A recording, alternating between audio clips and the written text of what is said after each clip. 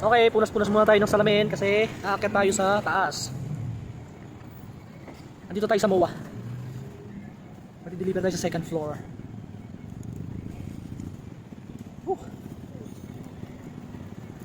Deliver natin, oh.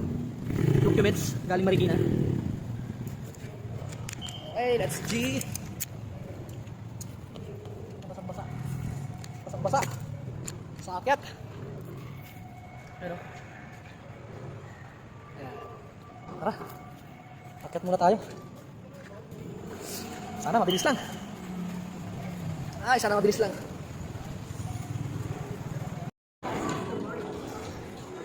Ito maganda kay Lala mo, be. Naghahanap buhay ka na. Nakakapasyal ka pa, nakakagala ka pa. Di ba?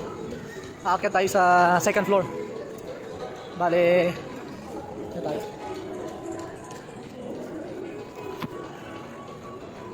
Kabilang building. Dito na tayo. Excuse po, kay Ma'am Abby po?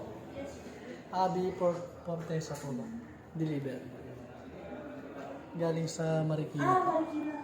Okay po, thank you. Bayad ba ito sa'yo, no? Apo, bayad na. Thank you.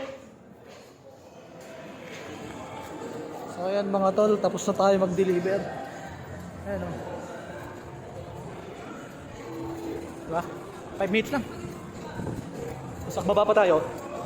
5 minutes ulit, 10 minutes. Okay lang, di na masama, di ba? May queuing fee. Tapos, nag-add pa daw ng parking. Eh, wala namang parking dito. Walang parking dito, basta marunong ka. Kaya lang, pag dito kasi sa MOA, hanggat maaari, kabisado mo talaga yung pupuntahan mo. Kasi pag di mo kabisado, syempre, maliligaw ka. Pero kanina, nung papunta na tayo dito sa drop-off, tinawagan na natin siya, yung drop-off. Tinuro na niya kung saan, kaya sabi ko madali na lang. Okay na, sir? Ayan o. Ayan o, palabas na tayo. Okay, palabas na. So ayan o. Maulan dito.